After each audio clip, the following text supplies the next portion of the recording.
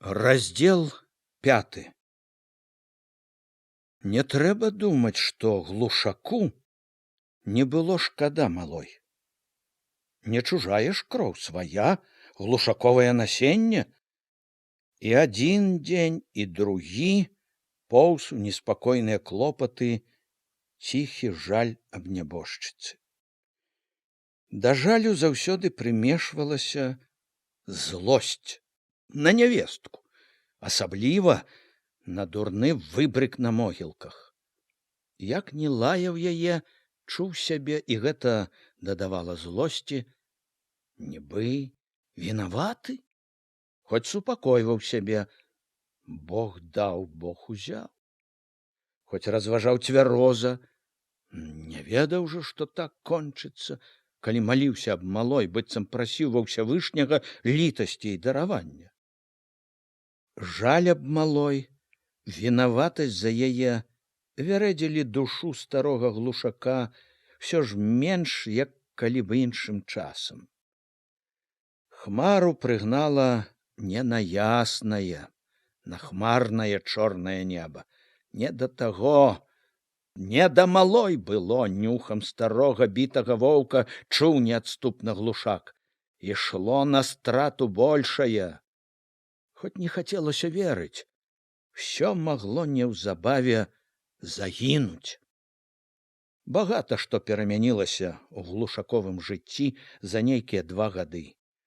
Далёкім, нікчэмна дурным здаваўся яму цяпер той час, калі ён кіпеў люта, што абрэзалі трохі зямлі. То быў толькі пачатак. З таго часу жыццё не раз і не 2 пляскала ў гразь яшчэ ці даўно самага паважнага, самага моцнага, можна сказаць, самага магутнага у куранях гаспадара. І каб пляскала ў гразь адно, то яшчэ нічога, гразь не кароста, ссорам не дым, а то ж падразала пад корань, скручвала вяроўкамі ногі, заціскала вузел на шыі. Леташняй восенню вымелі ўсё дачыста. Думаў прыхаваць трохі, закапаў 7 мяшкоў дрывотні, дроў налажыў паверх да страхі, дык і тыя вывернулі. Гумно, хлявы перакапалі, а дакапаліся, выцягнулі. Толькі ўхаваў, што 5 мяшкоў на картаплянішчы за грушай. Ашалелы ад капання, ад яго ўпартага няма, ад няўдачы, што не маглі дапасці да астатняга, ледь не ў міліцыю не пагналі зразу ж. Судзіць гразіліся, у турму пякаць збіраліся. Перадумалі яны там ці што, а толькі абышлося неяк без міліцыі, без турмы. Наказалі на астатак адно: на другі раз дабра каб не чакаў, калі не кіне злоснае сваё супраціўленне. Божкаў кляўся, забралі ўсё, бедаваў са слязамі, як цяпер жыць будзе. Бедаваў не вельмі, каб не раз'ятрыць ненарокам горш. Але калі ўспамінаў, думаў, потым нязменна паліла лютасць, зацягваюць на шыі пятлю, а ты не выпручвайся, не супраціўляйся, не будзь злосны, сам памажы. Дзякуй, што не пасадзілі. Нібы тут рая не тая ж турма. Голас нават адабралі, лішэнцам зрабілі. Як бы яму і рота разявіць не можна. Урэшце, праўду кажучы, не так яму і маркотна без таго голасу. Пляваў бы ён на той голас, калі б той голас быў толькі голас. Вялікі то гонар мець голас разам з усякім галадранцам, які учора жмені тваёй мукі быў рады. Голас важны не сам сабою. Голас то, напраўду, палёгка з падаткам. Не маеш голасу, гніся, выжыльвайся пад цвёрдым заданнем. Выжыльвайся, ды яшчэ маўчы, бо не маеш права голасу, бо лішэнец. Каб яму на тым свеце на чырвонай скаварадзе на агні вужакай круціцца таму, хто выдумаў гэту пагібель. тым, хто гнёў гэтым цвёрдым заданнем, асабліва ж да мецікаваму прыблуду, за якім і іншыя ў сяле бы ашалелі. Самаабкладанне, страхоўкі, нарыхтоўкі, падаткі, якім канца краю няма. Чаго толькі не начаплялі на гаспадара, каб выпіць з яго, як кроў, сілу, каб не даць яму падняцца. Яшчэ пазалетась падзяліў гаспадарку з Яўхімам. Падзяліў нават з ахвотаю, думаў, адрэзаўшы добрую долю Яўхіму, не такім багацеем будзе ўжо лезці ў зайздрослівыя людскія вочы. Думаў, галоўнае, падаткі зрэжуць, палёгку нейкую дадуць. Дык чорта лысага далі. Упяклі столькі падатку, што аж заскрыгатаў зубамі. Ды не адзін падатак, а два. І яму, Халімону, і Яўхіму. Не той быў цяпер Глушак. Пасушэў яшчэ, сагнуўся, як груган, сівеў нашчэнт. Толькі бляск у тхарыных вачах, як быў, астаўся пранізлівы, упарты, нязломны. Трудна было, аглядзеў наперад. Трудна было, адчуў ад гэтага начамі, калі абдумваў усё, аж ныла ў грудях. Чуў, што гэта не ўсё яшчэ, што вузел толькі пачынае, як мае быць, сціскацца. У хваравітай гарачкавай дрымоце, дзе сон і ява блыталіся, ледзь не штоночы лезла ў галаву назольнае, страшнае відовішча. Бачылася, трызнілася нейкая гара, дарога на ёй. Гара была як бы падобна на Юравіцкую. Дарога ўрэзвалася ў яе таксама, як Юравіцкая, гліняная, каляіністая, з глыбокімі рванымі раўчукамі па баках. Знаёмая і звычайная дарога, гэта, якой хадзіў і ездзіў 1000 разоў, якая нічым даўно не дзівіла. У сне бачылася нязменна такой агромністай, спадзістай, што Глушак, пазіраючы на яе, халадзеў.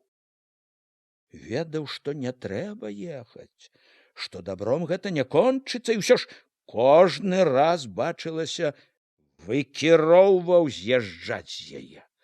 Кожны раз адно нязменна бы наканаванае чуў: калёсы наязджаюць на коней, коні не могуць утрымаць, усё разганяецца з гары, ляцяць на крутым спадзе хутчэй, хутчэй.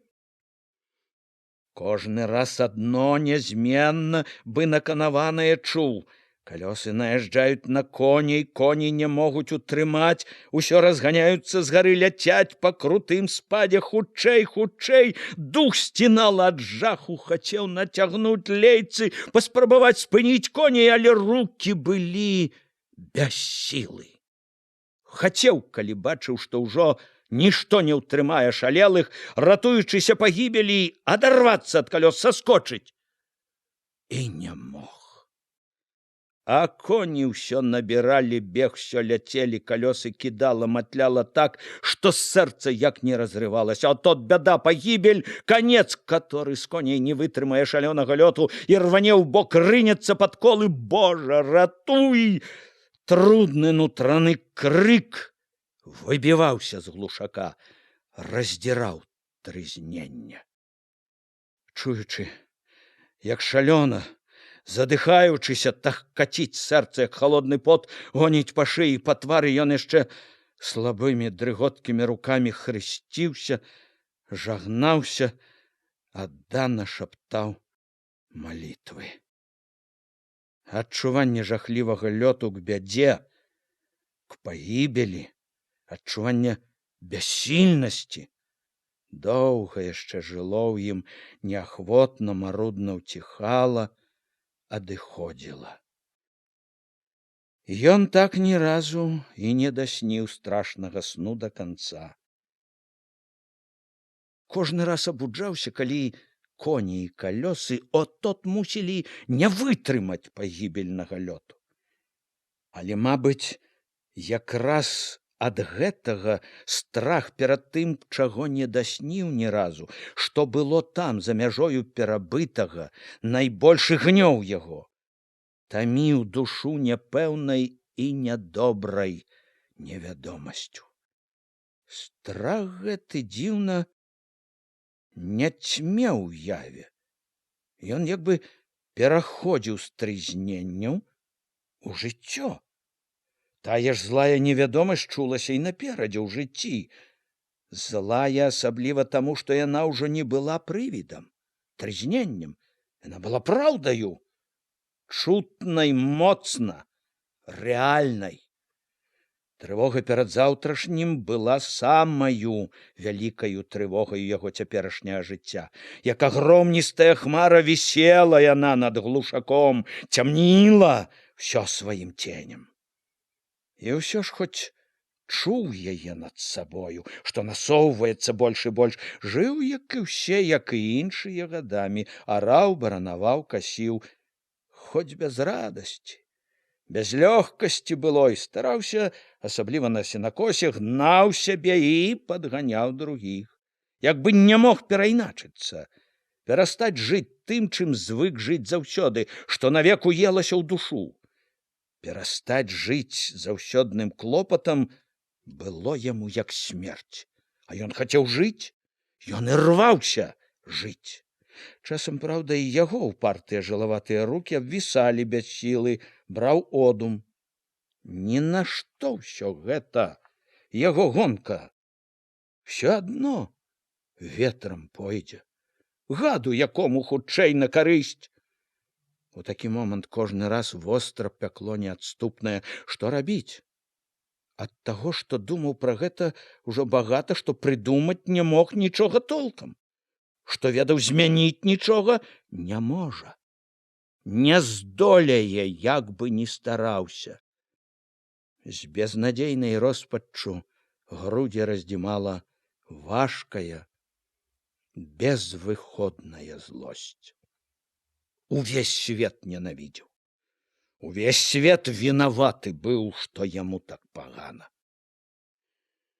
Потым браўся зноў за працу, уядаўся, як сляпы, робячы спакайнеў патрохі, важкія думкі сплывалі, не вярэдзілі ўжо вельмі, боль аціхаў. Звыклы клопат, стома як бы захіналі ўсё туманам, як бы п'янілі. Хоць і гарэлкі апошнімі днямі глушак часта не цураўся. Ці ў гарэлачным, ці ў клопатным чадзе глушаку чулася, хмара над ім лягчэла, не так ужо гняла. Тады прылівала дужасці, упартасці, душу цешыла надзея, быць не можа, каб так ішло век, каб не перамянілася. І ў Бога цярплівасць не вечная, і ў Бога ж цярплівасці ёсць край, і літасць ёсць к няшчасным. Всё яшчэ павернецца. А рана зарадаваліся людзейкі. У жыцці кожнага чалавека бываюць такія моманты, пра якія раней ці пазней чалавек думае. От ён, пачатак перамены, пачатак радасці ці бяды. Быў і ў глушака момант, калі стары воўчым нюхам пачуў, што жыццё робіць цвёрды паварот, нядобры паварот, мусіць каціцца ўніз. Не раз і не два прыходзіў глушаку на памяць гэты момант, які ўсё вастрэй вырэзваўся першай грознай вяхою бяды. Было гэта за леташняй восенню, хмурнаватым і халаднаватым днём, які прывёў яго к Нохімавай краме ў глінішчах. Каціў глушак на калёсах цераз вуліцу, цераз грэблю, цераз алешнікі, нібы так сабе купіць такой-сякой дробязі для дому. Са звыклай на ўсё жыццё засвоенай скрытнасцю таіў, што вядзе туды дзіўная няясная навіна, з якой былі ў душы не толькі цікавасць, а і няясныя пакуль надзеі, клопаты. Дачуўся глушак. Прадае ўсё Нохім, збіраецца кудысьці ехаць. Яму не пашанцавала. На дзвярах і на аканіцы Нохімавай крамы ляжалі рудыя жалезныя завалы. Глушак пастаяў момант раздумліва, прывязаў каня да штыкету, прайшоў паўз вокны гэты год нефарбаванага дзе-нідзе аблезлага дома, вокны глядзелі на мокры коварат, моўчкі няветліва. Між сярэдніх вокон вісеў, мабыць, ад нядаўняга свята, партрэт Леніна в акуратнай раматцы. Глушак улавіў хітрынку ў вострым позірку, хутчэй адвёў вочы. Калі цераз ціхі пусты двор падаўся да ганка, з хаты выйшла прышчаватая дзяўчына, нейкая, Нохімова казалі, сваячка, несла вядро з бруднай вадою, мыла мусіць падлогу, глянула на Глушака коса, буркнула, што Нохіма няма, і пацягнулася сваёй дарогай за хлеў. Глушак пачакаў яе, але толкам і не даведаўся нічога. Усяго і выпытаў, што Нохім паехаў кудысьці, прадаваць у краме нічога не будзе. Сказала, што не ведае ні куды паехаў, ні калі прыедзе. Вярнуўшыся к калёсам, Глушак убачыў на двары насупроць Элю, Годлінага чалавека. І яўрэй яўрэя ведае, рашыў ён, і падышоў к Годлінаму плоту. Паздароваўся. Сказаў некалькі слоў для прыліку, паскардзіўся. Прыбыў купіць тое-сёе, а Нохіма няма. Заяву у Юравічы павёз. Не стаў таіць Эля. Тут на ганак выйшла Годля. Прыгледзелася адзіным вокам, прыслухалася. Падала з ганка яхідна. У артель паступіць захацеў. У артель?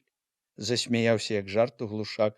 Хоць не паказаў, на момант разгубіўся з неспадзеўкі. У артель от турэзала, пляце яна ці і праўду. У артель! Годля кальнула пільным позіркам. Глушак заўважыў яе воку штосьці вострае, праніклівае. Не пляце, мабуть. Нашто яму? Артель я тая. Чэсна жыць захацеў на старасці. Зноў пачуў Глушак у голасе яе ехіднасць. Без крутні захацеў, мазалём сваім. Пралетарам захацеў стаць. Не ну што, пралетарам.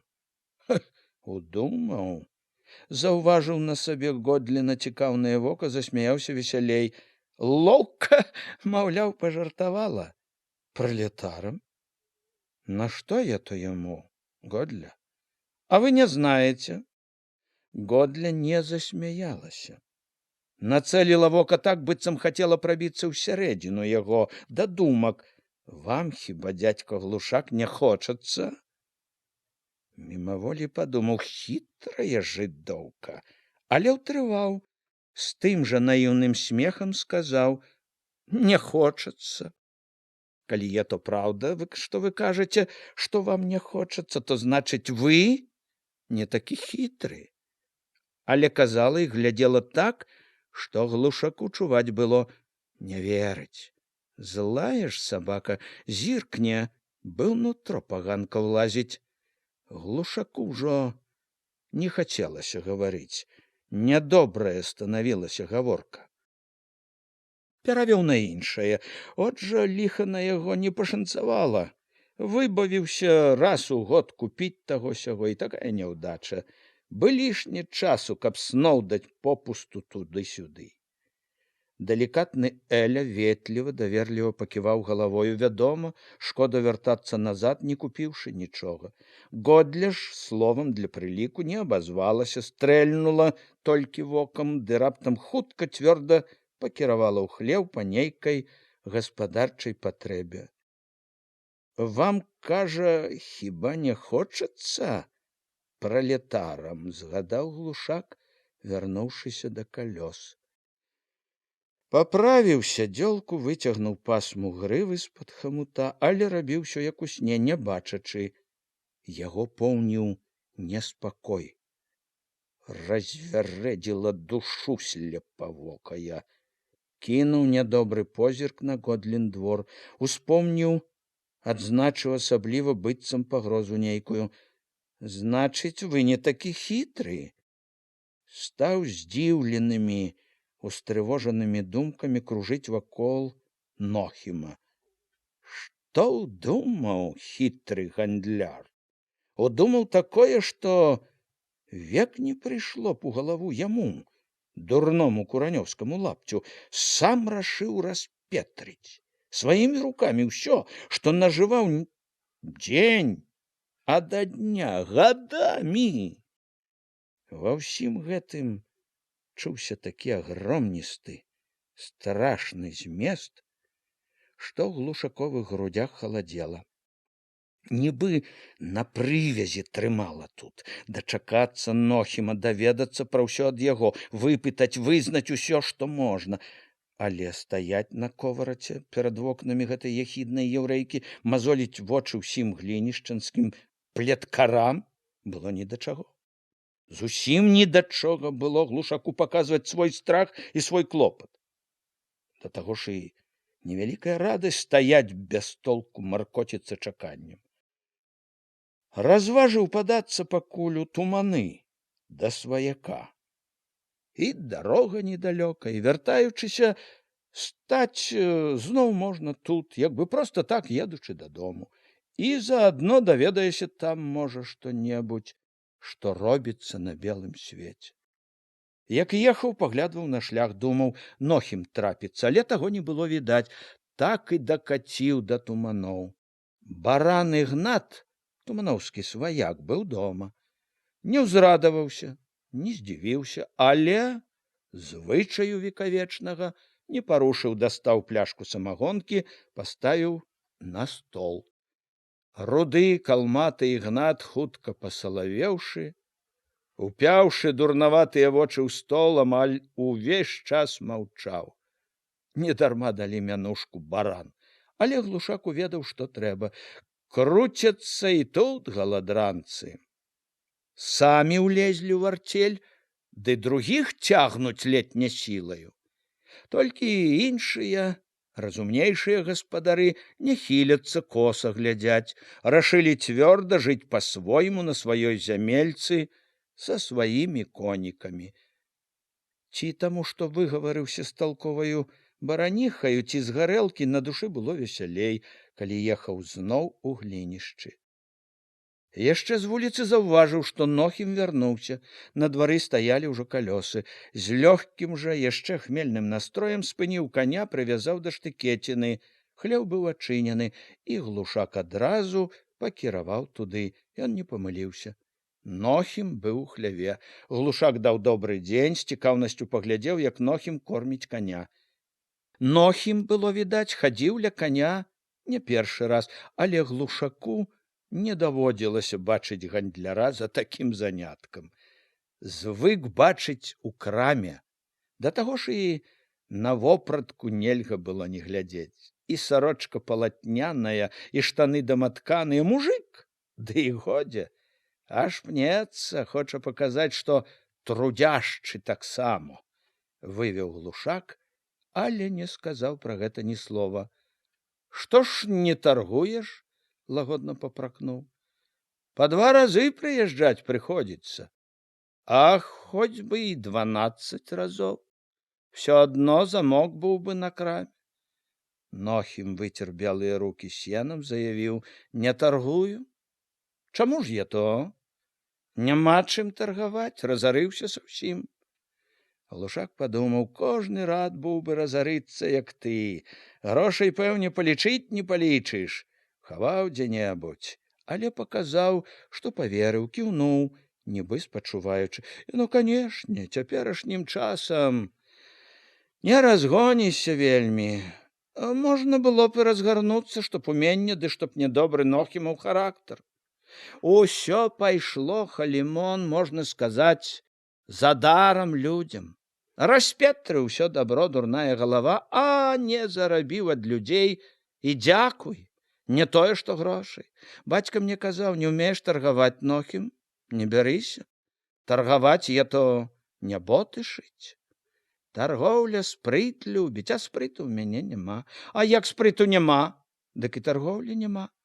Я толькі адны мышы на паліцах, от што я. Мышэй у мяне сваіх хапае, Нохім. Солі, можа, знойдзецца з паўпуда. Хіба што толькі табе са свайго запасу, з таго, што самому сабе бярог на чорны дзень. Нохім выйшаў з хлява, зачыніў вароты, кінуў са ўсім таргоўлю я. Бачу уже, не за сваё дело ўзяўся. Бацько мне тады праўду казаў. Маё дело, Халімон, у майстэрні боты шыць. Ты ж, можа, помніш, як я некалі ў шавецкай каморатцы гібеў? З рабочых людзей, з рабочага класа выйшаў, сам знаеш. Дак дзе ўжо нам, рабочаму класу, у таргоўлю лезці?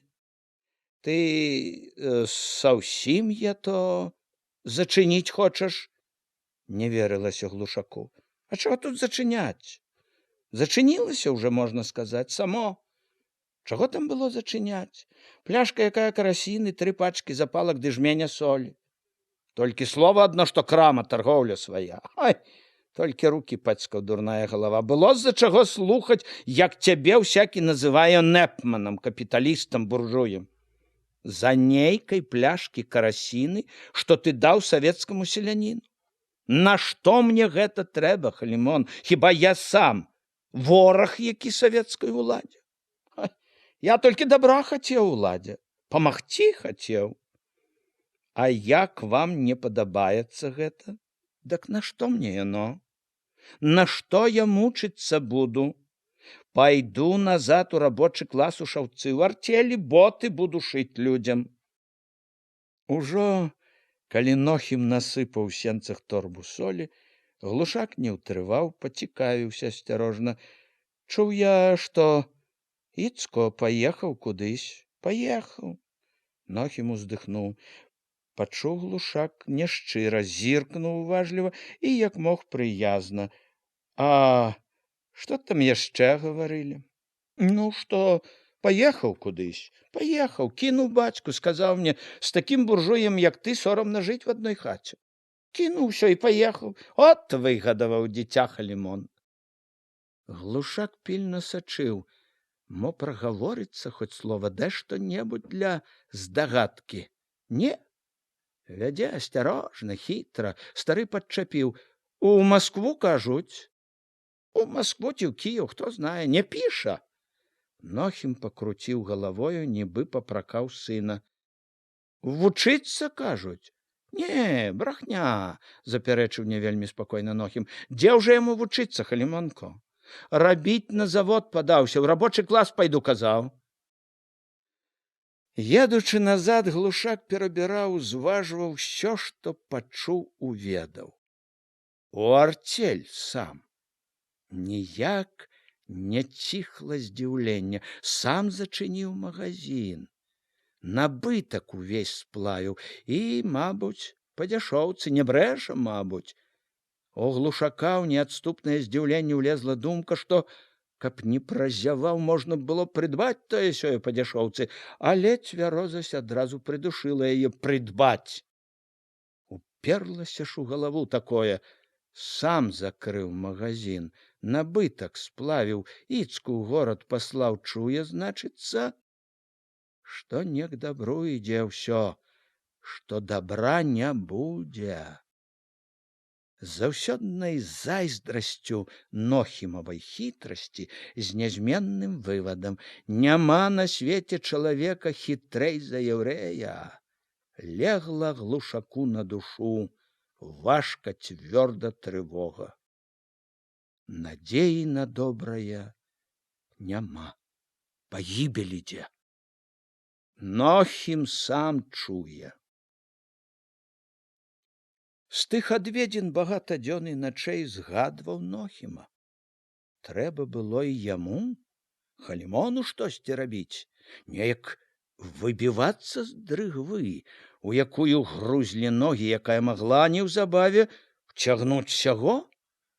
Лазячы думкамі ў гэтай багне, шукаючы і не бачачы жаданай выспачкі ў гэтай багне, дзе б можна было пачуць сябе спакойна, Глушак часта проста такі ненавідзеў Нохіма. Яму, спрытнаму гандляру, добра. Ён, як птушка, сеў, пасядзеў, махнуў крыламі і... Дагані яго. Ён і ў новым месцы выкруціцца. шырэй за другіх усядзе.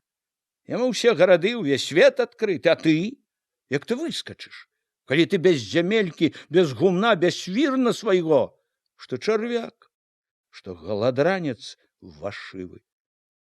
Чым больш меркаваў Глушак, тым больш цвярдзела перакананне, што б ні было, яму няможна пускаць на ветер усяго добра, аддаваць самому за нішто, дзяржацца трэба хоць зубамі да астатняго, думаў упарта, наказваў сабе стары.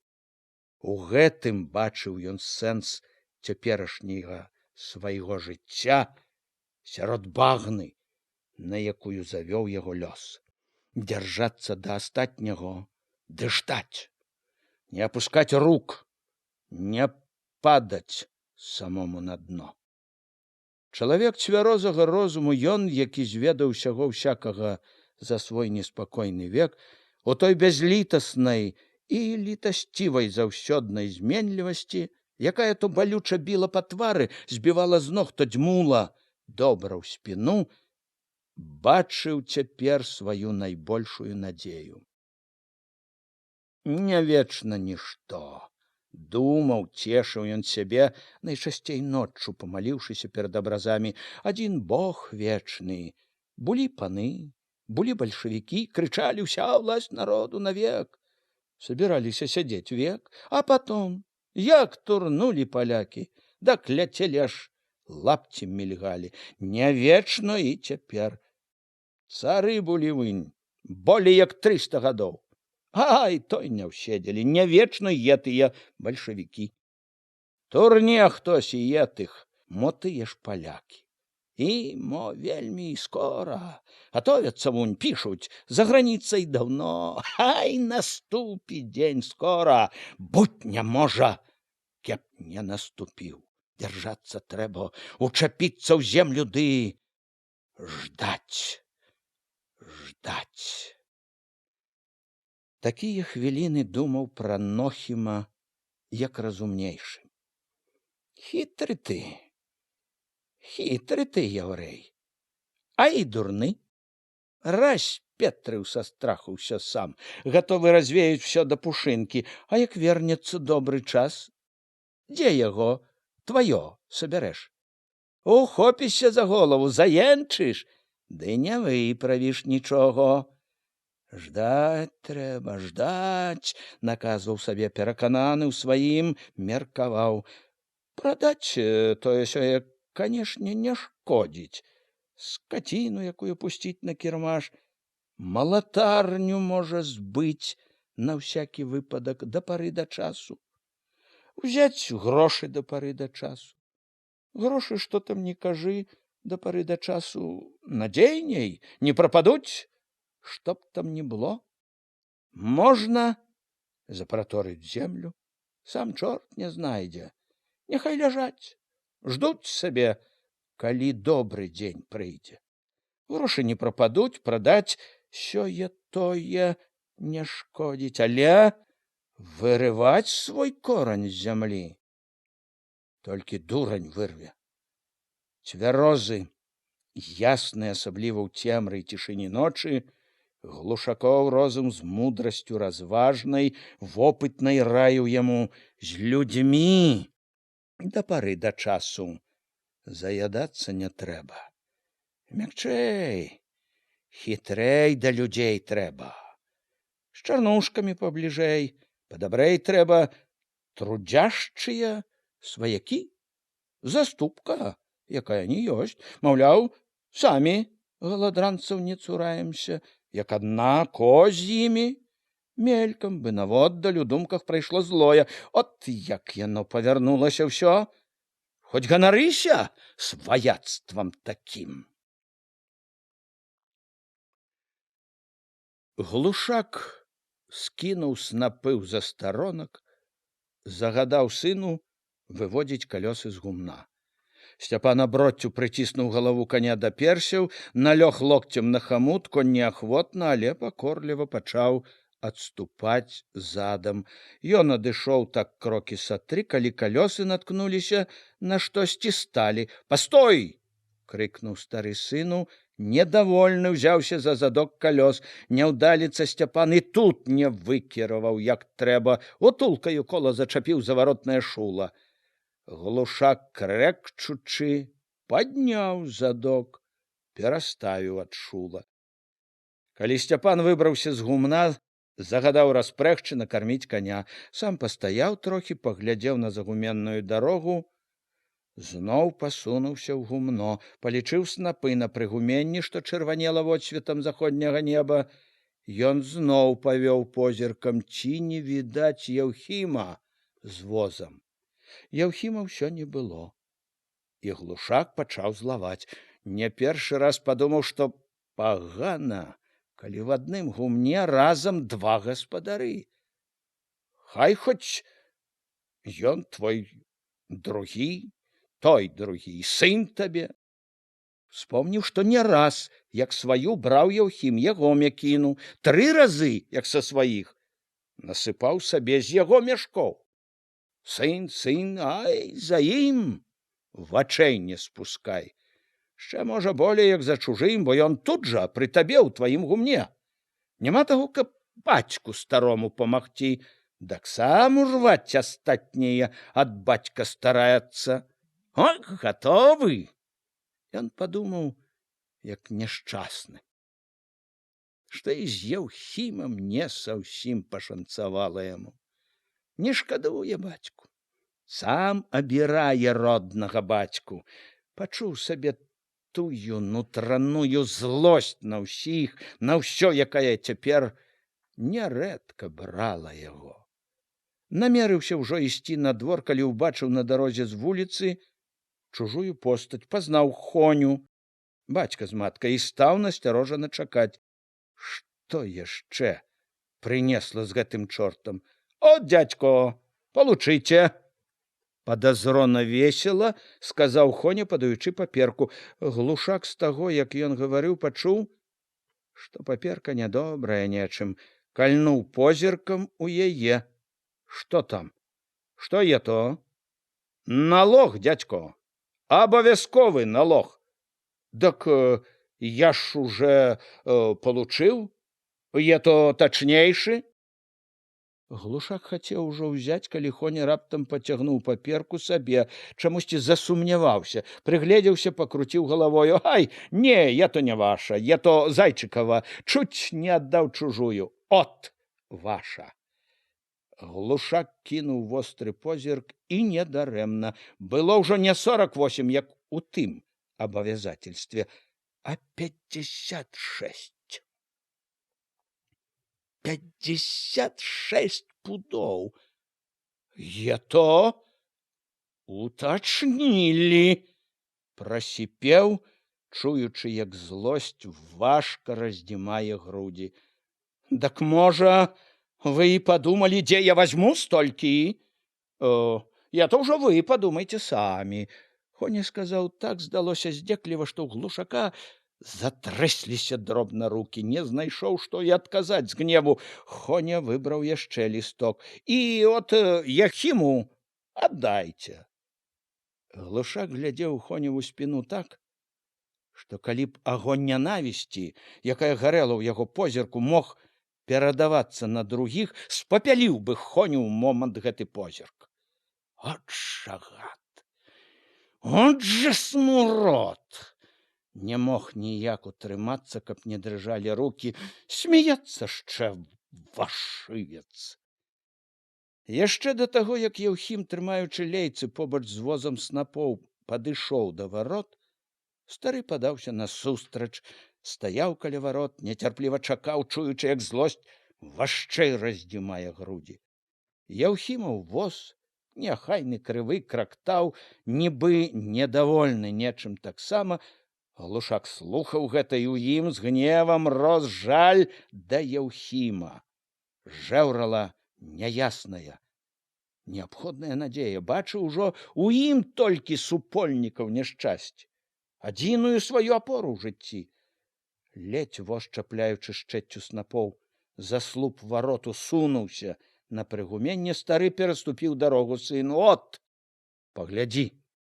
Рукі перад Еўхімам дрыжалі яшчэ драбней. Ад узрушэння, ад нецярплівасці, прагі падзяліць з некім сваю злосць, як бы не бачыў, што тут жа была Ганна, якой звычайна асцерагаўся паказваць трывогу.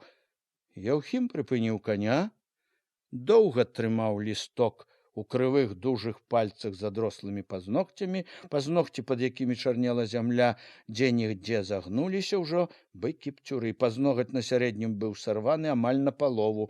Стары бачыў, як напялася на Еўхімавым твары цвёрдая, дублёная ветрам ды сцюжамі скура, як павастрэлі сківіцы, чакаў, што ён скажа. Еўхім не сказаў нічога. Адарваўшы позірк ад лістка, павёў вачыма, быццам хацеў знайсці кагосьці. Глядзеў важка, жорстка, раптам моўчкі сунуў паперку ў кішэню, рашуча сцебануў лейцамі коня. Но! Вячэра глушаку была не ў смак. Дзе б не тупаў, ці па хаце, ці ў сенцах, ці ў хляве, всё не ладзілася. Всё злавала, всё было брыдкае. У сенцах гупнуў на падлогу над чоўкамі, што трапіліся пад руку. У хляве ні за што так бацнуў носком апорка па нагах коню, што той з перапуду тросся і хроп, калі зноў падыходзіў блізка. Што б не рабіў, у галаве былі, помніліся гэтыя 56 пудоў. Утачнілі, чтоб вам на том свеце на гарачай смале так утачнілі.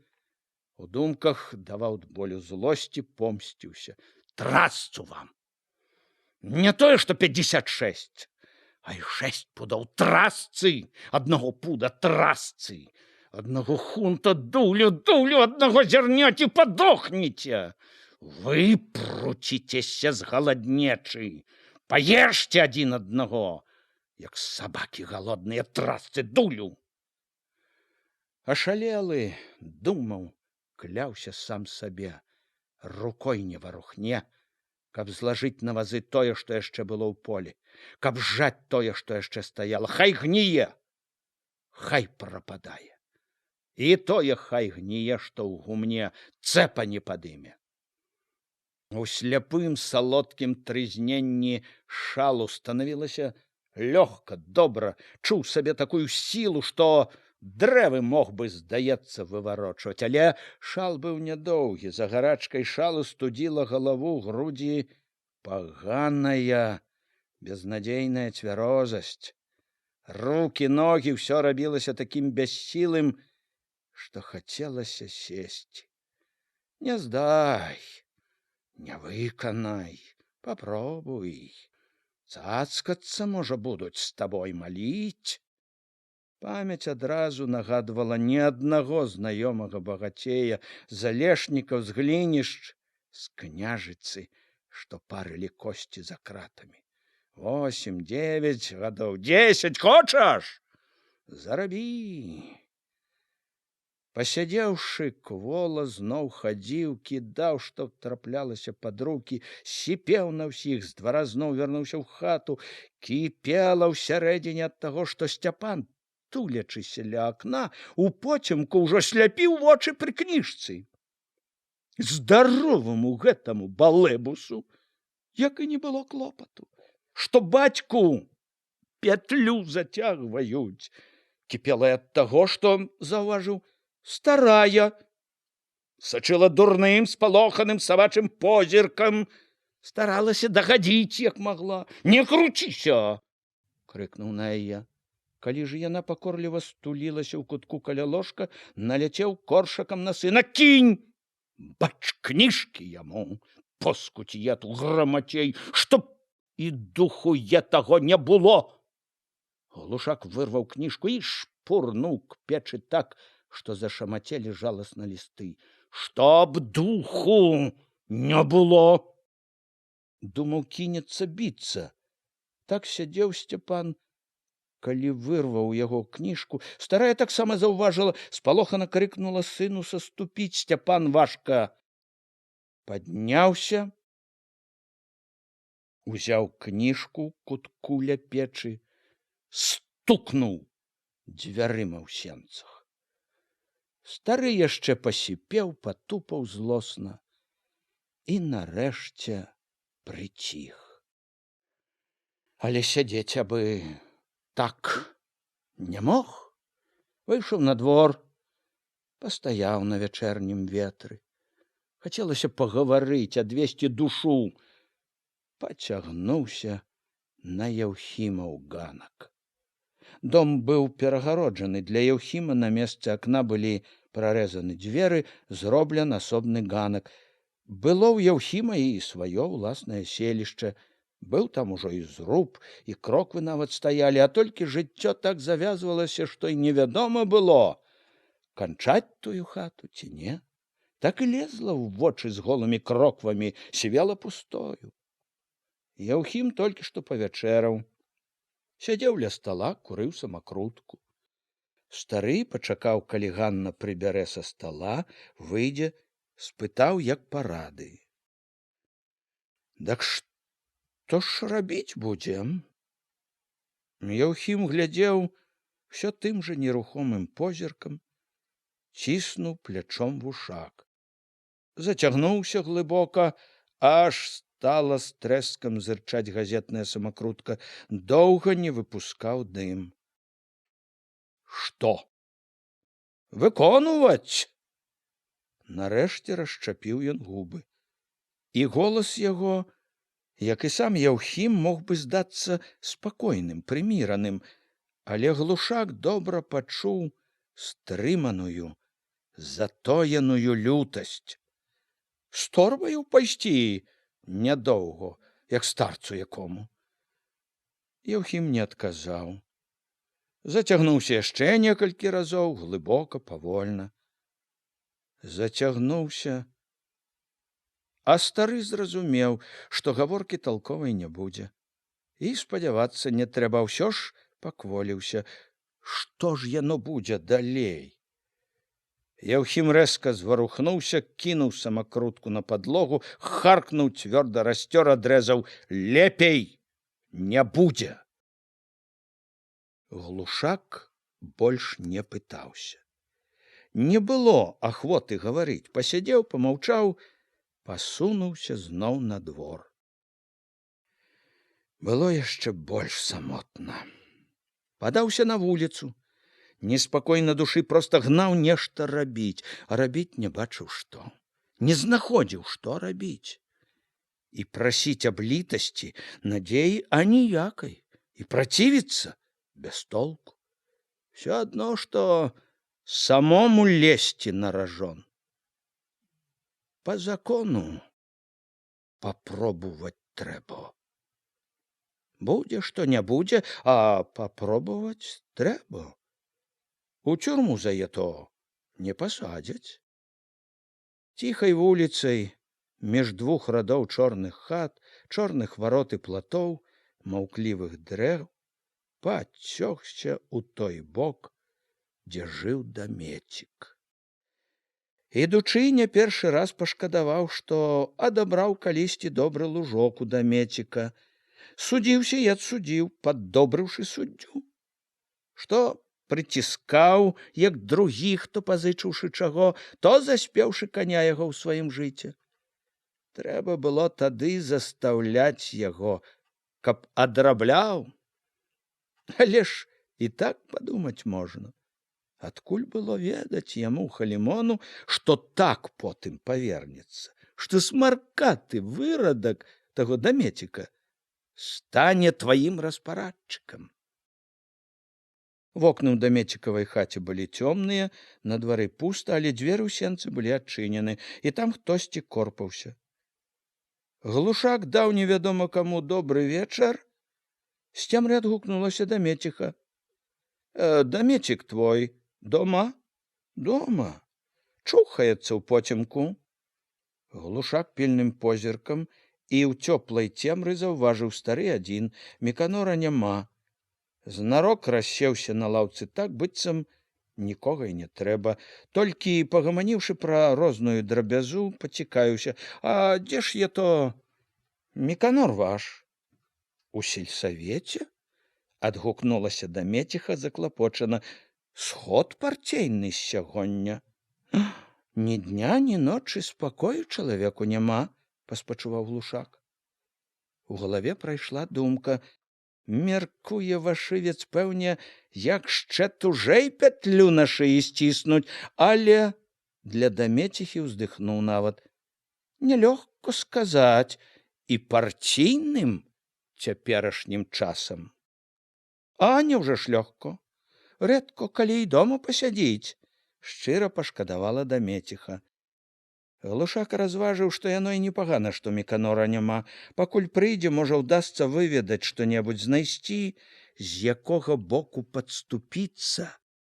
Можа, ўдасца саміх Дамеціху схіліць да сябе, каб закінулі добрае слова перад сынам. Паскардзіўся, што сэрца нешта вельмі ж тахкацець стала. І ногі паслабелі. І холадна чамусьці робіцца. Сорам, а хоць ты летам кажух надзявай іншым разам. Старасць, ведама. Старасць не радасць. Дамеціха і слухала, і сама гаманіла ахвотна, нават прыхільна. Дамецік жа чуў Глушак, толькі чакаў, што ён сціхне ды сыдзе з хаты. Знарок пазяхаў на ўсю хату, чоўхаўся санліва, не хацеў забываць старыя крыўды. Глушак таіў злосць. Як мяняюцца людзі! Гадоў яшчэ 3 назад бегаў бы, круціўся, каб дагадзіць як найлепей такому госцю. А от воўкам маўчыць. Што значыць сілу пачуў? Бацько парційнага сакратара. Не гаворачы нічога, Дамецік вылез з-за стала, пашаргаў босымі нагамі па земляной падлозе, узлез на пол, пачухаўся там, засвістаў носам. А Глушак усё сядзеў, гаманіў, падступаўся к сэрцу, здаецца. І праўда, спачувальнай Дамеціхі, нарэшце наважыўся паскардзіцца на падатак. Хоць разарвіся, не выканаеш столькі. Старая ківала, спачувала, але як толькі стукнулі веснічкі, затупалі па двары мерныя ўпэўненыя крокі, Глушак пачуў сябе так, нібы зараз мусіць шчапіцца люта. І яшчэ да таго, як бразнула клямка ў хату, ведаў, Міканор ідзе. Міканор нават не адказаў на прывітанне. Упоцемку, сунуўшы шапку на цвікле дзвярэй, адразу нядобра кінуў: «Чого прыйшлі?» «Просьба у мяне». Глушак казаў, як мог, лагодна. «Справядлівасць сказаць, прыйшоў». Старая акурат запаліла газнічку, і Міканор быў перад Глушаком. У картовым мятым пінжачку, віслым галіфе, у прыпыленых лапляных ботах. Рабы, пляскаты твар моршчыўся, вочы мружыліся. Пэўна ж, не ад газнічнага святла. Глушак лавіў позірк яго. Той не зычыў літасці. Яшчэ да таго, як скончыў тлумачыць Глушак, Міканор адрэзаў: «Справядлівасць, дзядзько, такая. Здайце ўсё да астатняго хунта, калі па-добраму хочаце». У голасе яго яшчэ прыбавілася пагрозы. Нагадаў: «І не застаўляйце, як летась, чтоб мы шукалі». «Дык ці ж я проціў, Міканорко, чтоб выконваць?» Глушак трохі не маліў. «Дык багато ж вельмі. Ну, кеп хоць зрэзалі сколькі, што пад сілу было, дзядзько. Здавайце і хутчэй». Пагразіўся непрыступна Міканор, выцершы твары рукі, сядаючы за стол.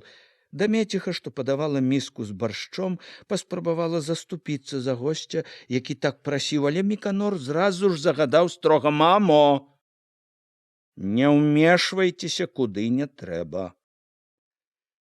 Меканор сёрбаў, не гледзячы на глушака, не тоячы непрыхільнасці, недавольнасці тым, што ён прыйшоў сядзіць, а глушак хоць бачыўся, сядзеў са сціплым няшчасным тварам, цярпліва чакаў, не хацеў траціць надзеі. Было ціха. Глушак чуў, што самае лепшае пакуль сядзець так і маўчаць. Маўчала і Дамеціха, баючыся, мабыць, угнявіць сына. У цішыню адно Дамецік уплятаў залівісты свіст з палацяў. Доўга маўчалі. Глушак яшчэ спадзяваўся, што прыйдзе зручная хвіліна, калі можна будзе пачаць зноў.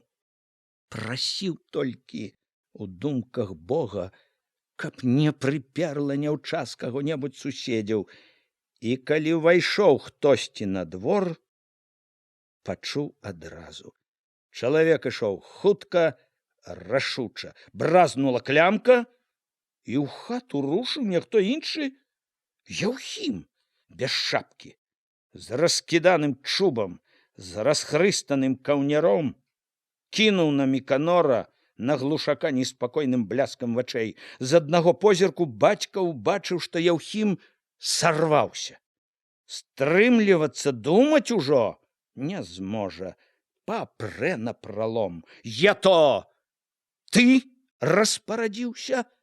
Голас яго прыкметна дрыжаў. Яўхім узяў з кішэні паперку, сунуў на стол. Меканор кончыў есці, адставіў міску, выцер далоняю губы, спакойна паглядзеў на паперку, на Яўхіма. «Улада распарадзілася. Ты знаеш, сколькі ў мяне будзе?» «Знаем». «Знаеш». Яўхім ледзь стрымліваў сябе. «Да калі я ўсе, што змалачу, аддам вам, сабе не аставіўшы? Не хваціць на налог вам?» Меканор пакапаў мезенцам між зубоў. «Хваціць, хваціць. Ты знаеш усе». Яўхіму нібы цяжка было дыхаць, вочы гарэлі, гатоў быў, здавалася, рынуцца на Меканора. Дамеціха пабялела ад страху. Глушак устрывожана памкнуўся да сына, разважным бацькоўскім тонам папракнуў: «Яўхім!» Той быццам не чуў, паліў вачыма Меканора. Дамеціха схамянулася, таксама кінулася к сыну. «Меканорко, і ты будзь разумны». Меканор дужаю рукою адвёў яе, устаў на поўны рост, як вартавы. На сцяне за ім устаў цень. Заявіў спакойна: «Знаем». Спакойна ж павялеў: «Ты не крычы тут». Яўхім момант не ведаў, што сказаць. Было відаць, душыла лютасць. Волі багата ўзяў сабе. Але гэтага было мала. Ад лютасці, ад бяссілля ж затросся, адштурхнуў глушака, шалёна з віскам крыкнуў: «Так хай яно гніе! Всё адно!» На палацях ускінуўся, здзіўлена таропіў вочы Дамецік. «От як ты загаварыў, кулацкая душа!» У Меканоравым голасе таксама пачуліся гнеў, пагроза. «Хай гніе! А ты знаешь, что за злосны зрыв дзяржаўных нарыхтовак?» «Знаю». Яўхім не збаяўся, не таіў нянавісці. «І ты знай. Не астатні раз бачымся. Мо шчэ пабачымся калі. Так што і ў мяне сіла будзе». Меканор ухмыльнуўся. «Наўрад, не заракайся». Яўхім стукнуў дзвярыма з сянец такою сілаю, што лямпа хітнулася і затрымцела. Хвіліну усе маўчалі. Меканор, нерухомы, не зводзячы воч з дзвярэй, глыбока засунуў кулакі ў кішэні, сказаў жорстка, нібы камусьці другому: «От як шчэ гаворыць, сволач!» Глушак цярпліва прамаўчаў. Паказаў, што чуе сябе вінаватым. што не хваліць Яўхіма, вінавата, як бы просячы не браць вельмі ў галаву, адгукнуўся: здурнеў саўсім. Як разгарачыцца, саўсім не помніць, што кажа, не глядзіць ні свайго, ні чужога, бацьку-матку не глядзіць. На мяне дак сколькі разоў сляпіцаю лез. Заслепіць вочы і лезе, не кажы проціў яго нічога. Глушак заўважыў, дамеціха жалліва ківала, павёў зноў вачыма на Міканора. Я то, як быў малы, упаў раз у пограб. З таго часу ўсё. Абы загарэўся, дурнее. На мяне, кажу, сляпіцаю сколькі разоў лез. Дак ты не крыўдуй, Міканорко. Не думай, што тут, якое што. Ён узяў са стала Яўхімаву паперку, згарнуў. Мы не проціў, чтоб выконваць. От толькі, кажу, няма як, чтоб усе, хоць жылы перарві, не хопіць, кеп скінулі, пудоў якіх 15. Міканор ужо сядзеў ля стала, але яшчэ жорстка таропіўся ў дзверы. Не чуў, што казаў Глушак, не хацеў і слухаць. От боўдзіла, заславаў стары на Яўхіма. Прыпёрся, зачапіў, раз'ятрыў гада. Сам сапсаваў усё. Калі цягнуўся ціхай вуліцай дадому, да злосці дамяшалася яшчэ трывога. Каб не перадаў гэты васпаты пра Яўхімаву гаворку ў Юравічы, ліха тады не абярэшся. На другі ранак Глушак з'ездзіў на поле, прывёз яшчэ воз на поў. Скінуў абы як. Ні за што апяразаў віламі коня. Всё было няміла, нават ненавісна. І коні, сын, і снапы, і гумно, увесь свет. Ні на момант не забывалася, кіпела злосцю, лютасцю. 56 пудоў. На прыгуменне плюнуў. Загадаў Сцяпану паставіць коня ў хлеў, плюючыся, лаючы ў думках, увесь свет пабрыў на вуліцаю на дарогу к цагельні к грэблі. Як быў у полі ў рваным зрэб'і, ў штанах, праз дзірку якіх бялела калена, у лапцях сунуўся валешнікі. Загадзя амаль упэўнены быў, што дарэмна ідзе, а ішоў, не мог ні ісці, не паспрабаваць. За грэбляю бачыў і ў валешніках ці не ўсе ў полі або пры гумнах. Здалёк на палосах, на дарогах, на прыгуменнях былі відны вазы, у сяле было ціха і пуста, робяць. А ты лезь, марнуй час залаты, чорта ён, залаты, буў залаты. Боўды збуў, прапаў.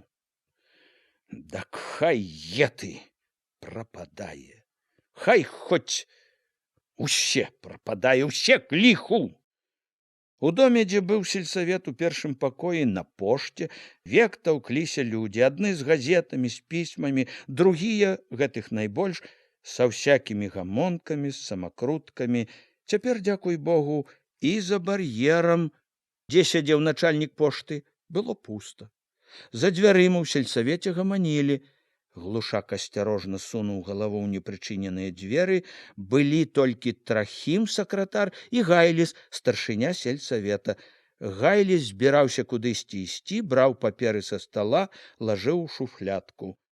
«Ви за што?» – зірнуў ён на Глушака, акуратна замкнуўшы шуфлядку. Калі Глушак тлумачыў, латышовы вочы, здавалася, сінелі, як неба зімой.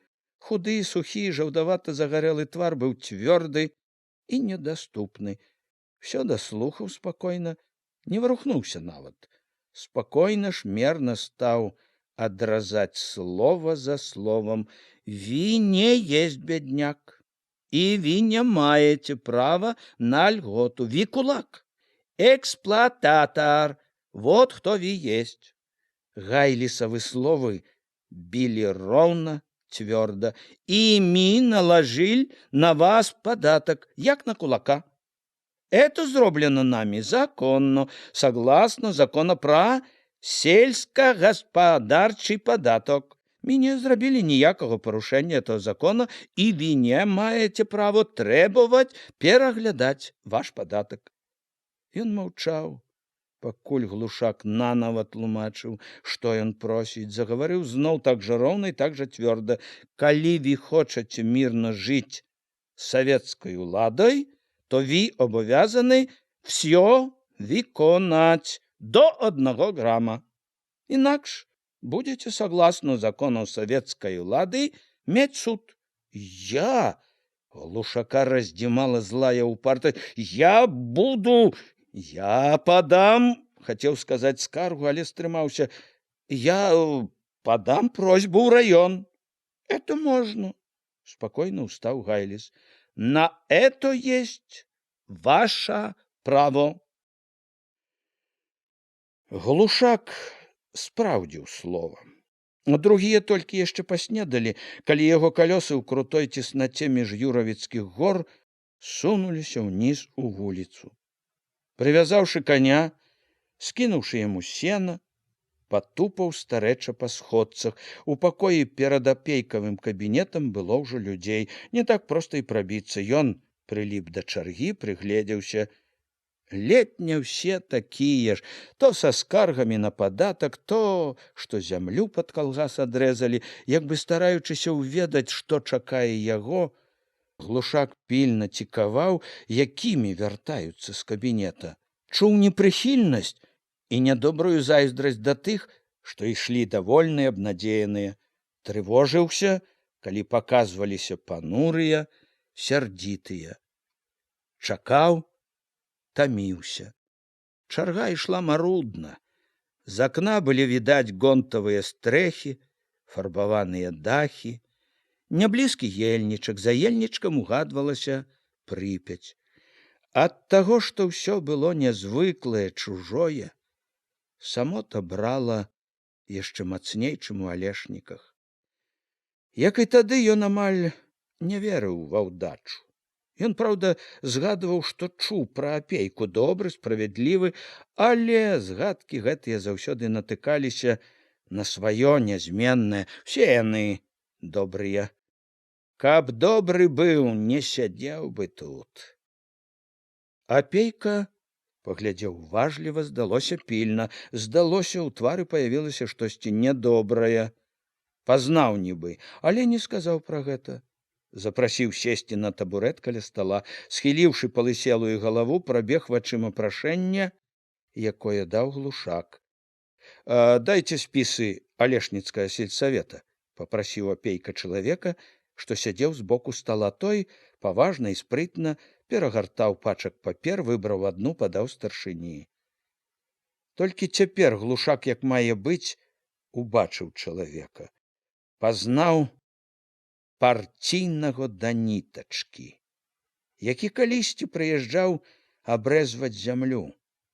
Згадаў нейкія асцярожныя намёкі Еўхіма, што не такі ён зубрыч і да нітачкі, як паказваў сябе. Зноў пільнаваў глушак, як апейкавы вочы бегаюць па паперы. Загадзя прагнуў ведаць свой лёс. Вось знайшоў, цішэй, уважней пайшоў па радку, падняў галаву і яшчэ да таго, як сказаў слова, глушак прачытаў свой прысуд. Ніякай літасці не будзе. Але таго, што сказаў апейка, не чакаў. Глушак Еўхім, ваш сын, здаецца? Сын, кіўнуў глушак. Ён зірнуў востра. Апейка прыкмеціў, пытаўся не так сабе, і ў глушака засела нецярплівая. Што? Але апейкавы вочы былі, як асенняя ноч. Не ўгледзеў нічога. Насцярожаны падумаў, васпаты, мабуць, перадаў. Дурань, палез на ражон, вылаяў зноў Еўхіма. Я не проціў, кажу, ужо зусім не верачы ў добрае, прасіпеў апейку, але няхай, што па сіле, каб скінулі трохі. Нам трэба хлеб. Нудным, трохі раздражнёным голасам прамовіў апейка. Вельмі многа хлеба. хлеб рабочым, гарадам, хлеб чырвонай арміі. Каб выканаць пяцігодку, патрэбен хлеб. Вельмі многа хлеба. Тон апейкавай гаворкі быў такі, што Глушак чуў, ён і не збіраецца ўгаворваць яго, пераконваць. Ён нібы паўтараў урок дурному вучню, казаў толькі таму, што трэба было сказаць нешта, неяк скончыць гаворку. Глушак чуў, што прасіць яго апейку цяпер тое, што прасіць сцяну тую гару, што гарбаціцца за яго спіною за акном. Яго ў момант заліло нянавісцю, такой пякучай, што стала трудна дыхаць. Ненавідзеў лысіну з рэдкімі валасамі, ненавідзеў недаспаны зямлісты твар, ненавідзеў расхрыстаную касаваротку, ненавідзеў доўгую худую шыю з ямкаю пад ключыцай, што відна была ў расхрысце каўняра. Няма праўды, прасіпеў, душачыся адчаем і лютасцю. А апейка, нібы яго ўжо і не было, адчыніўшы дзверы, пазваў да сябе наступнага, быццам выганяў яго. Сляпы ад злосці ехаў Глушак мястэчкам, стуганеў жалезнымі абадамі па бруку.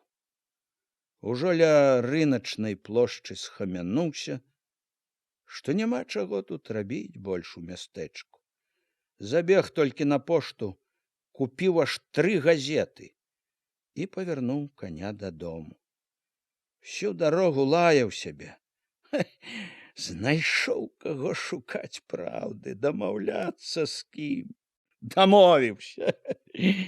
Карміў всякую нечысць бальшавікоў гарадскіх ды салдат, якіх на то і сабралі, каб калі што якое штык табе ўсадзіць.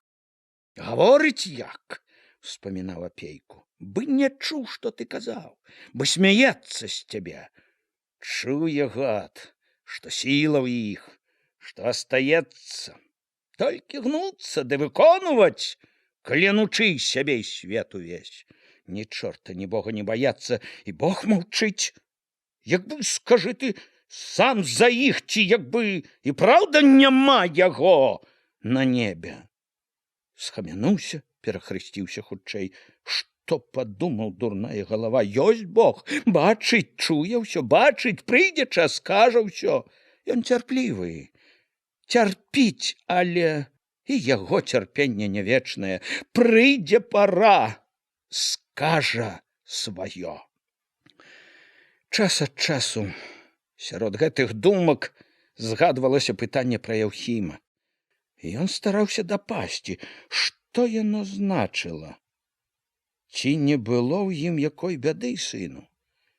Нічога пэўнага не ішло ў галаву, была толькі няясная трывога, з якой нязменна мяшаўся дакор Яўхіму за тое, што не слухаў яго, ад таго, што Яўхім быццам не разумеў яго, не жыў душа ў душу, чуў сябе, як рэдка калі, адзінокім. Захацелася прыбіцца да свайго чалавека, аднадумца, у якога тая ж трывога і злосць, параіцца, памеркаваць удваіх, што рабіць. Ледзь калёсы дакаціліся да таго берага, дзе разам з колішнім панскім садам прыступалі к шляху 2 рады калісьці панскіх, а цяпер камунараўскіх таполяў. Павярнуў каня на нешырокую голую дарогу у загародкі. Вельмі раптам захацелася пабачыць Хрола. К Хролу, бывала, не вельмі хіліўся, хоць іншы раз і запрашаў на святы і сам адведваў яго як роўнага станам. Пры людзях нерадка пляваўся, судзіў зларадна. Казалі, Хрол сам бацьку роднага зарэзаў.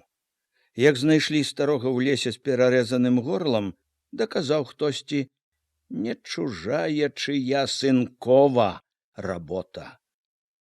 Скруцілі сынку рукі, катаргу вечную напрарочылі, дык неж неяк выкруціўся, явіўся цераз год, як і не было нічога. Год другі пачакаў, а там мы ўзяўся купляць, будаваць і агледзецца не агледзеліся, першым багацеем на ўсе загародкі стаў. У абарот пусціў крадзеныя шупана бацькавыя залатыя, над якімі той дрыжаў, галодны і абарваны, як над пісанаю торбай. Глушака, хоць пляваўся пры людзях, не раз пякла зайздрасць да хролавай смеласці, да спрыту, да лёгкага, хуткага багацця яго. Зайздрасцю, як сёстры, ішлі і рэўнасць і злосць. Загародскі хролчык ва ўсім, здавалася, абганяў, абкрадваў глушакову долю. Як жа мяняецца ўсё. Потым не было чалавека, які б так, як хрол, падтрымліваў яго, глушака. Не верылася неяк, што ўсё зусім нашчэнт прападае, прападзе, калі на зямлі яшчэ ходзяць, жывуць такія, як хрол. Хрол быў як таварыш у бядзе, як надзея у гэтым паганым, безнадзейным свеце. От і цяпер, як на прывязі, вялок хролу. Сяло цягнулася доўгае, гарбатыя платы, крывыя прызбы, чорныя вокны, што, здавалася, віжавалі з абодвух бакоў вуліцы. Не вельмі разумна было ехаць так сярод белага дня цераз усю вуліцу к хролу, самому лезці на непатрэбнае цікаванне людское і плёткі. Другім разам асцярогся б неяк, але сёння было не да пустой асцярогі. Злосць, што не ападала, не хацела чакаць, не давала ехаць кудысьці. Вяла проста туды, дзе можна было прыткнуцца да другога, надзейнага чалавека, знайсці нейкую апору, нейкую патолю. Ды калі на тое і так доўга бярогся, а што выберах? Хролаў дом, як і тыя разы, зводдалеку лез у вочы, ледь толькі завіднеўся за хат. Збоку можна было падумаць, радаваўся ўсяму. Сцены жаўцелі, нібы ў масле, цынкавы дах быццам смяяўся, фігурныя аздобы на вокнах, бы дзявочыя ўборы на свята.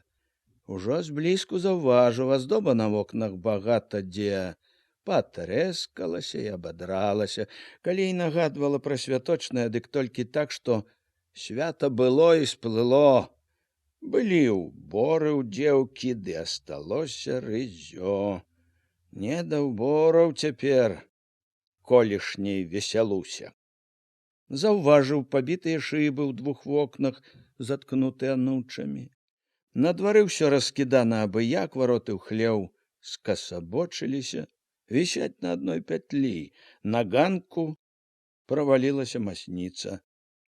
Хрол быў на гумне.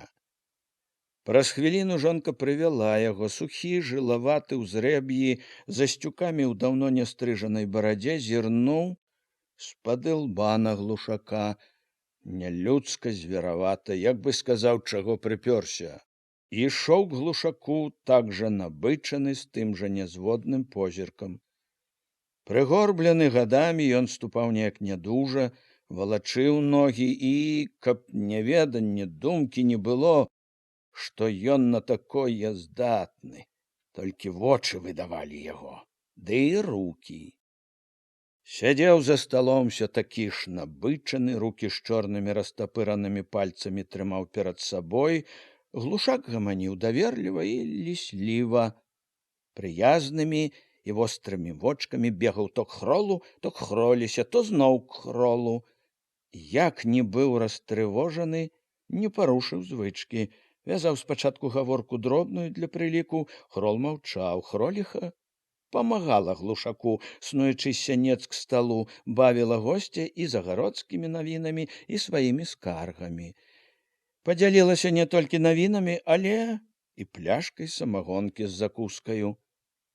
Глушак скора пачуў, як агонь, уліты самагонкаю, перамяшаўся з агнём злосці, як пёк ад самой гаворкі за пейкам. Тут і развязаўся ў глушака язык.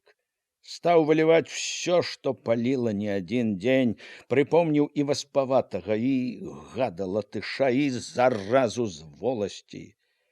Не выліў усяго, калі маўклівы Хрол раптам п'яна адрэзаў: так і трэба. Што? Што сказаць трэба? Душыць! Чавіць вас трэба. Глушак скрыжаваў з ім здзіўлены позірк. Хрол не жартаваў, глядзеў так важка, ненавідна, бы хацеў і сам чавіць. Хроліха заступілася за госця, паспачувала: і ў нас жа тое. Глушак не ведаў, што казаць.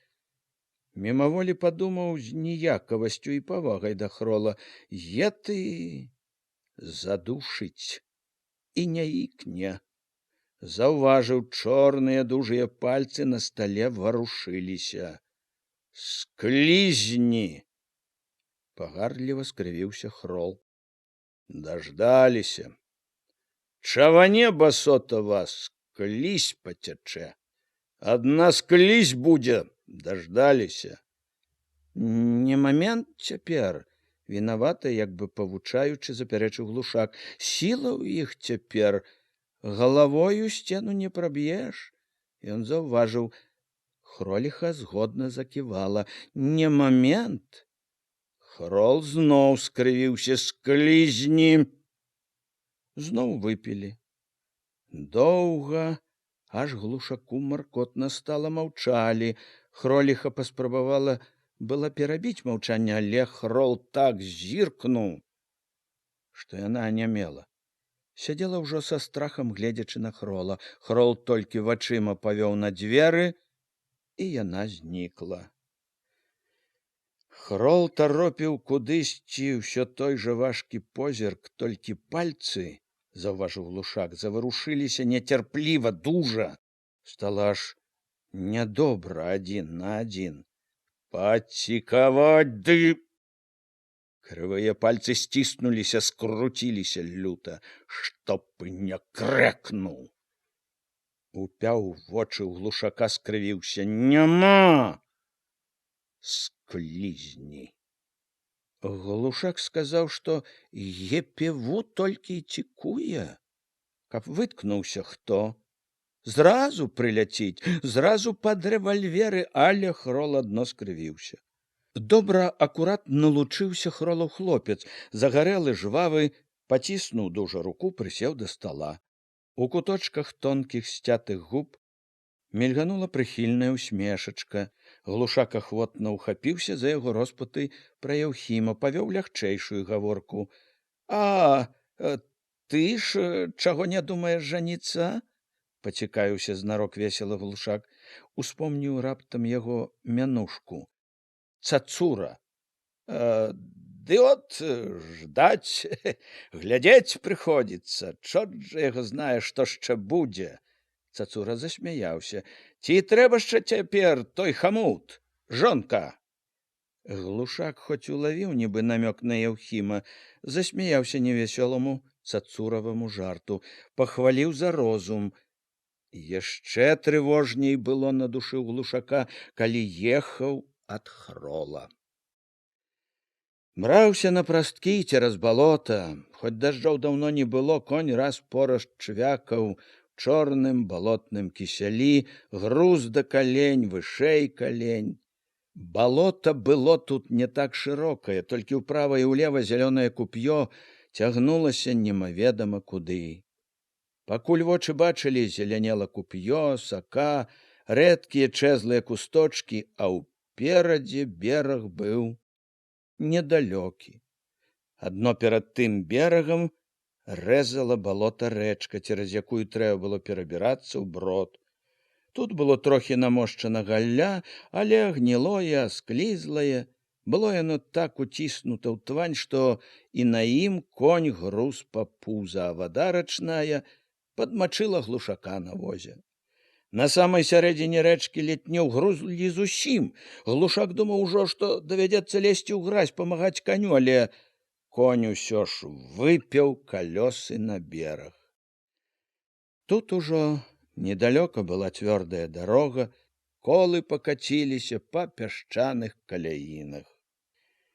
Глушак, як за туманам, бачыў і гэтае балота, і пустое непясчанае поле, і цёплы хвойнічак пры дарозе. У вушах сядзела, не ўціхала пагардлівая Хролава: «Склізні!» Чуў увесь час: «Так і трэба вам, расчавяць вас!» Спрачаўся ў думках, даводзіў: «Не час, не момент!» Ведаў, што няма чаго і зубы паказваць, абламаюць зразу, а Хролавае «склізні» всё не ўціхала.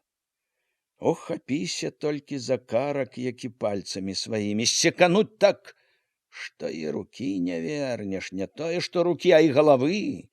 Сіла, улада ў іх. Епеву. Быў час, калі палякі, немцы былі. Сплыў. Астаецца толькі ждаць, калі Бог зноў верне. Але калі ўспамінаў апейку, падатак, які чакаў яго ў куранях, злосць вялікая на ўвесь свет залівала ўсяго, ўсе развагі. Нельга было чакаць, не было змогі чакаць. Трэба было рабіць штосьці. Што? Ледзь распрог коня, зайшоў у хату, не ўправіўся разуць мокрыя пасталы, паявіўся Яўхім. Прыкурыў ад вугольчыка пры печы, сеў на сваё звыклае месца ля стала, глянуў насмешліва: «Ну, што дабіліся, тато, праўды?» «Дабіўся». Глушак штосілы чвякнуў па стол пад лаўку.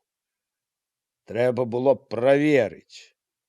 Глушаковы рукі неслухмяна задрыжалі, не мог развязаць абору на другім па стале, раптам плюнуў, закрычаў Яўхіму: «Трэба, не трэба, а і на ражон няма чаго лезці! Жыць надаело!» «Не надаело?» — як бы павінаваціўся Яўхім. «Толькі ж і так жыць нудно. Ну дык вытыкнись яшчэ раз. Мо у ГПУ возьмуць, весялей будзе. А ўсё адно, як так жыць!» У Яўхімавым голасе былі такія нецярплівасць і бясстрашнасць, што стары глянуў з трывогай: «Дурань!» Узяў Глушака жаль.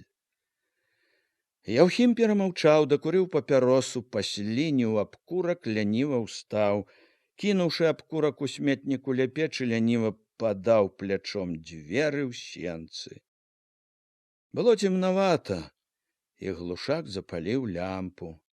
Выняў з каробачкі векавечныя акуляры, зачапіў вяровачкай за вуха.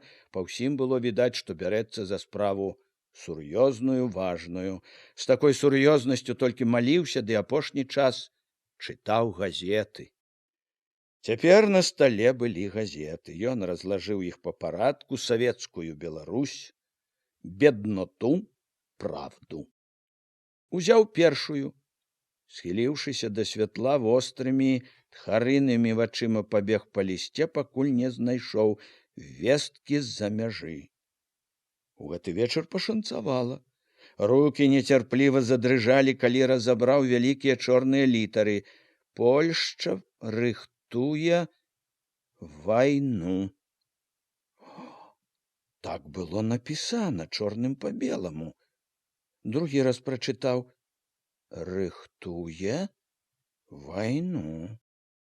Поўны надзей, ад якіх ашмлела ў грудях, уліп у газету, варушачы сухімі губамі, разбіраў слова за словам. Толкам нічога не было, ўсё пісалі наогул, але і гэта радавала, абнадзейвала. Сам Ленін казаў, так і напісана яшчэ ў 20-м годзе, што Польшча імкнецца на Беларусь і Украіну. А от жа дык проста напісана: Польшча ўзбройваецца пры дапамозе чужаземнага капіталу. Нібы спецыяльна для яго, каб ведаў, каб не сумняваўся.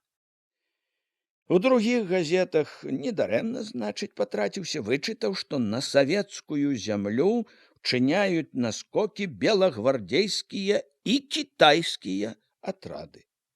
Гэта, праўда, не так цешыла. Было чорт ведае дзе, як на тым свеце, ды і артыкул быў увесь злы, ўсё гразіўся тым кітайцам і белагвардзейцам даць адпор.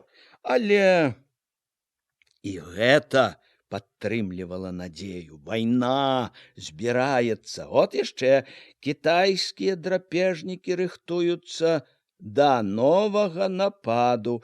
Кітайскія генералы групуюць значныя вайсковыя сілы каля нашай мяжы, хочуць справакаваць вайну. Аж пот узяў. Ужо не было нібы кволасці, калі чытаў, што хлебанарыхтоўкі трэба выканаць поўнасцю і ў тэрмін, што трэба бязлітасна ўдарыць па варожых кулацкіх элементах, якія будуць імкнуцца сарваць важнейшую дзяржаўную кампанію. Усё ж усярэдзіне кіпела, са злосцю упаўзала і трывога. Ён зняў акуляры, паклаў каробачку, стаў на калені перад абразамі. У цемры на палацях апанавала чутае, бачанае за доўгі марны дзень. Зноў бачыў чаргу ў юравіцкай бакоўцы, апейку хрола. Зноў запякла злосць, ледзь згадаў. Нам трэба многа хлеба. Трасцы, хваробы вам, а не хлеба. Ён сам не заўважыў, як зашаптаў гэтыя словы так, што старая побач заварушылася. За хвілінай ненавіднасці да яе пайшлі думкі пра хрола, пра Еўхіма.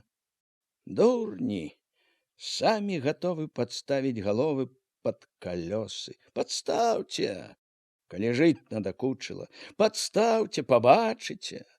Епіву сама рада будзе, ціскане так калёсамі, што галовы дурныя хрупнуць, як гарбузы. Падставіўшы галаву пад калёсы, не астановіш іх. Сіла трэба. На сілу сіла, падтрымка трэба, вайна. Адна надзея — вайна.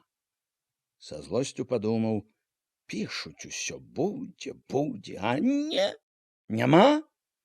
Всё готовится. Як не балела душа, розум вялеў. Не час. І лбом сцену не праб'еш. Ждать адно остаецца. Молиться Богу ды ждать. Одно ждать моменту.